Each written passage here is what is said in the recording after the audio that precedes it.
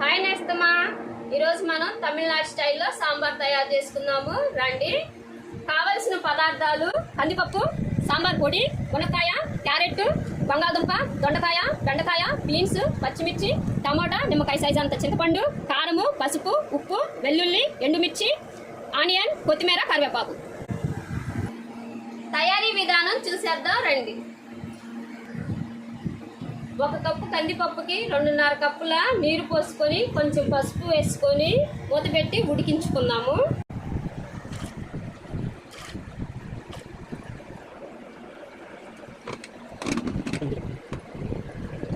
పప్పు ఉడికేలోపు మనం కూరగాయలు కట్ చేసుకుందామండి.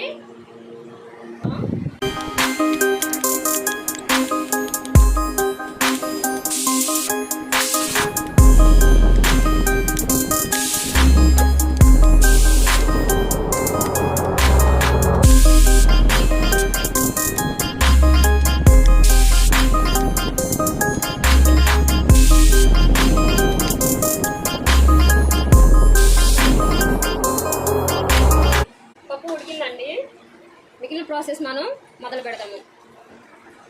తాలింపు వేసుకుందామండి. స్టవ్ ఆన్ చేసుకొని కుండ పెట్టుకుందామండి. కుండ వేడయ్యాక ఆయిల్ వేసుకుందాము. ఆయిల్ వేడయిందండి. మనం తాలింపు గింజలు వేసుకుందాము.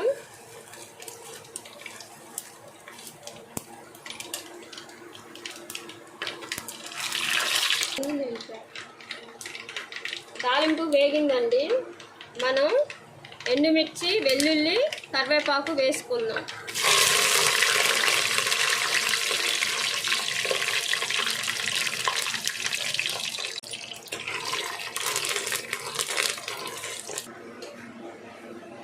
ఇప్పుడు ఆనియన్, పచ్చిమిర్చి వేసుకుందాము.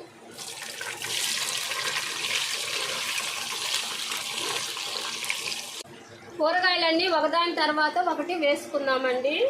మునక్కాయలు, బంగాళదుంప, క్యారెట్, దొండకాయ, బీన్స్, బెండకాయ, చివరిగా టమాటా వేసుకుందాం.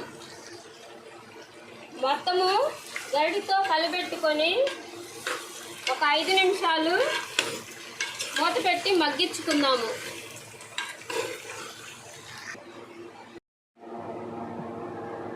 కూరగాయలు ఆయిల్లో మగ్గాయండి. ఇప్పుడు 4 కప్పుల నీరు పోసుకున్నాము.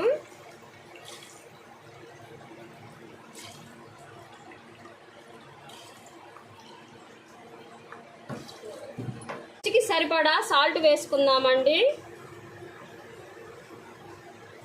కూరగాయలని 70% ఉడికేంత వరకు ఉడికించుకుందాము.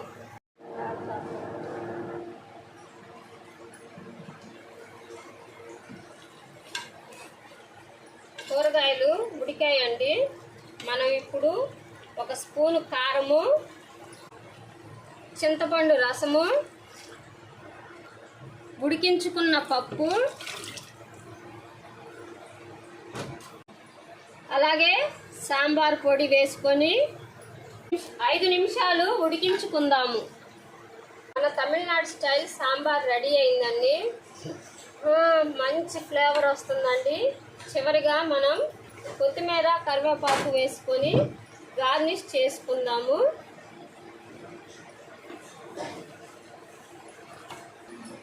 మరిన్ని వీడియోస్ కోసం మన ఛానల్ని లైక్ చేయండి, షేర్ చేయండి, సబ్స్క్రైబ్ చేయండి. మీ అభిప్రాయాన్ని కామెంట్ రూపంలో తెలియచేయండి.